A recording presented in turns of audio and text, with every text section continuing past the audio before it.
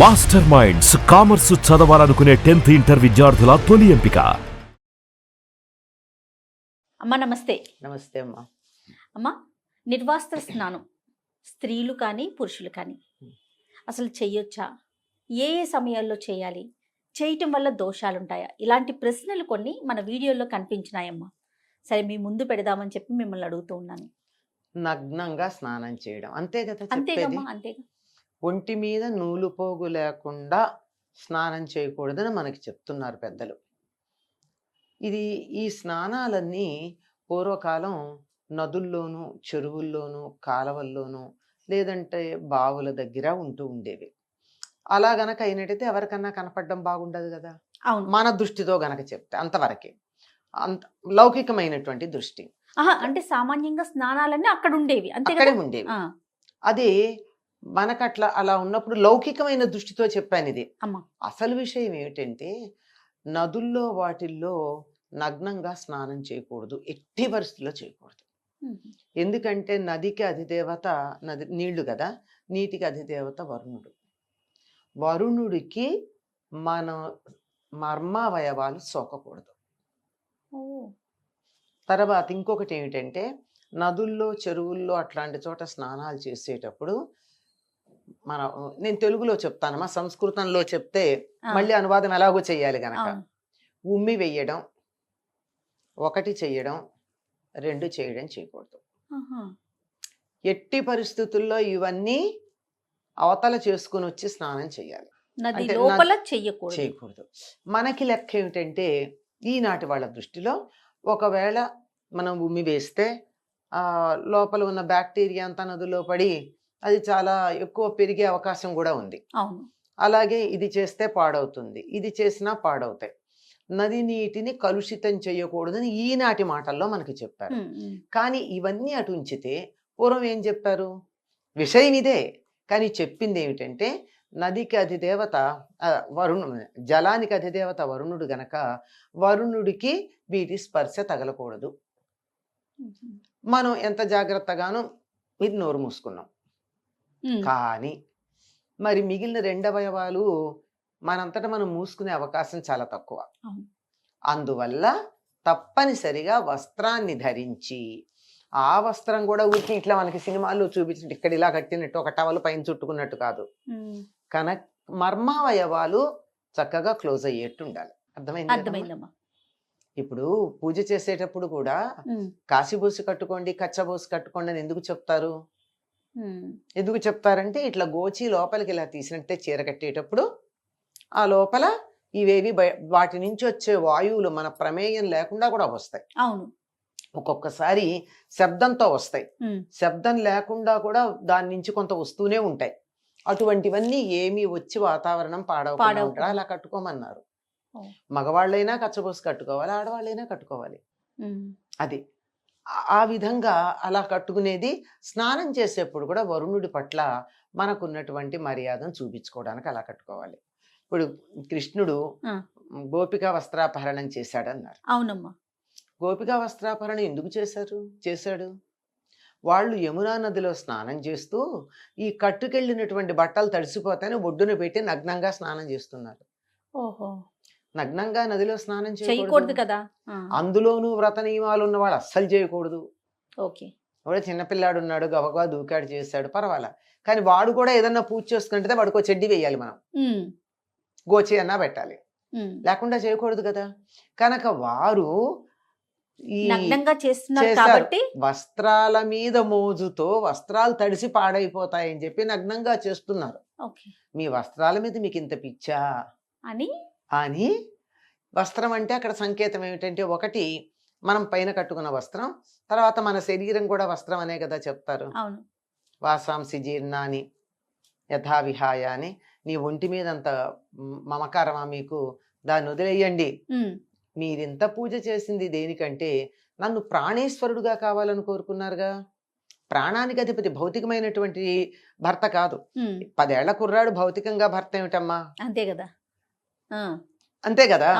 భౌతికత కాదు, అది అక్కడ ఉన్నటువంటిది జీవాత్మ పరమాత్మల సంబంధం కనుక ఆ సంకేతంగా ఆయన ఎట్లా చేశాడు వస్త్రాపహరణం. మామూలుగా దృష్టికి గనక చూసినట్టయితే నగ్నంగా స్నానం చేశారు, బట్టల మీద మోజు ఉన్న వాళ్ళు నదీ స్నానం ఎందుకమ్మా? అదే కదా. దేవుడి కన్నా నీకు బట్టలు ముఖ్యమా? పద్ధతి కన్నా బట్టలు ముఖ్యమా? అందుకని చేశాడు.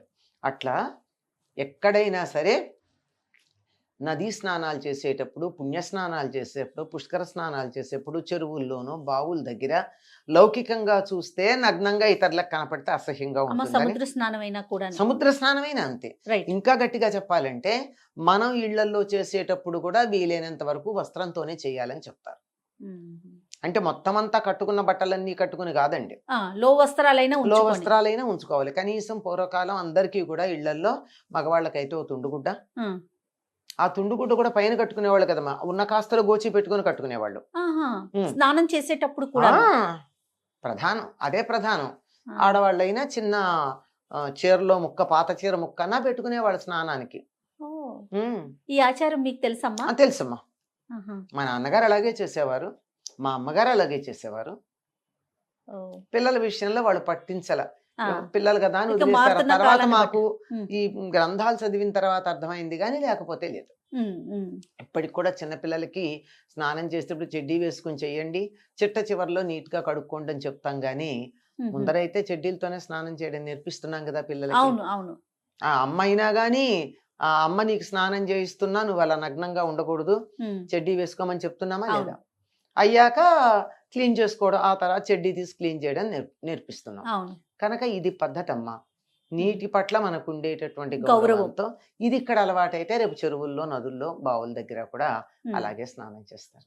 కానీ ఎంత చక్కగా చెప్పారమ్మా, ఒక ఆధ్యాత్మిక విషయాన్ని చెప్పారు, దీంట్లో సైన్స్ కూడా దాగుందంటే. సైన్స్ ఉంది. ఈ కాలానికి మనం సైన్స్ గురించి మాట్లాడుకుంటున్నాం, ఆ కాలంలో చూడండి, అంటే సైన్సే ఆధ్యాత్మికం అన్న పేరుతో పెట్టి సైన్స్ చెప్పారు మన వాళ్ళు. అది ఆధ్యాత్మికతనే సైన్స్ తో జోడించారు. పైగా గాంధీ గారు ఒకసారి దక్షిణాత్యుల్ని చాలా విక్కిరించడం తప్పు పట్టారట.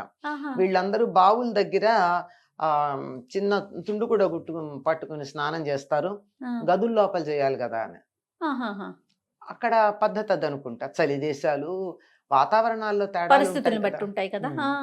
అప్పుడేమైందమ్మా? ఏమన్నా ఇక్కడ పద్ధతి ఇంతే అని ఆయన కొద్దిగా అలా చేస్తారు అని వీళ్ళని కొద్దిగా తక్కువగా చూసినట్టు మాట్లాడారు. ఈ పద్ధతి ఏమిటో బాగుండలేదు అన్నట్టు. సరే, ఎవరు పట్టించుకున్న వాళ్ళు ఎవరి పద్ధతులు, ఎవరి ఆచారాలు వారివి కదా. అంటే ఆయన చూస్తూ ఉండగా, లేకపోతే సబర్మతి ఆశ్రమానికి వెళ్ళినప్పుడు ఇట్లాంటి పనులు మానేస్తుంటారు అంతే. అమ్మ, మరి ప్రస్తుత కాలానికి మనం ఎలా ముందుకు వెళ్ళాలంటారు? అంటే స్నానానికి సంబంధించి మీరు కొద్ది కాలం క్రితం కనుక చూసినట్టు, ఇప్పుడు పాష్గా ఉన్న టబ్స్ అవన్నీ నేను చెప్పలేను, కానీ బాత్ టబ్స్ ఇట్లాంటివి కొద్ది కాలం క్రితం కూడా చెప్పానుగా. వాళ్ళకి పూర్తిగా ఈనాటి వాళ్ళలాగా భోగాలు లేకపోవచ్చు, కానీ ధనాలు లేకపోవచ్చు, కానీ ఆస్తులు, బ్యాంక్ బ్యాలెన్స్లు లేకపోవచ్చు, కానీ జీవితాన్ని చాలా చక్కగా సుఖంగా అనుభవించటం తెలుసు. అందుకని పూర్వకాలం అంటే మరీ పూర్వకాలం గురించి నాకేం తెలుసు, కొద్ది కాలం క్రితం, ఓ 30-40 ఏళ్ల క్రితం దాకా చక్కగా ఓపెన్ ఎయిర్ బాత్రూమ్లు ఉండేవి. పైన టాప్ ఉండేది కాదు, ఎందుకంటే ఎండకి క్లీన్ అయిపోతూ ఉండేది.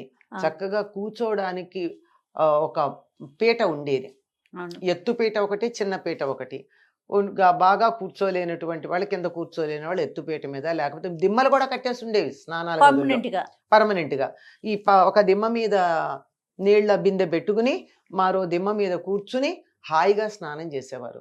అట్లాంటప్పుడు ఇంట్లో ఎవరైనా వాళ్ళకి వీపు రుద్దడానికి, ఎవరి వీపు వాళ్ళకి అందదు కదా, ఈ మధ్య ఇలాంటివి ఏవో వచ్చాయి కానీ జాగ్రత్తగా ఆలోచిస్తేనమ్మా, మన చేతిని మనం చాలా చిన్నప్పటి నుంచి అలవాటు చేస్తుంటే మొత్తం మన వీపు మనం రుద్దుకోవచ్చు. అవును, అలవాటు అవుతుంది. చాలా ఆరోగ్యం కూడా. అలా రుద్దుకునేటటువంటి వాళ్ళకి ఊపిరితిత్తులు చాలా విశాలంగా కూడా తయారవుతాయి, వెనక్కి ఎడుతుంది కనుక చెయ్యి.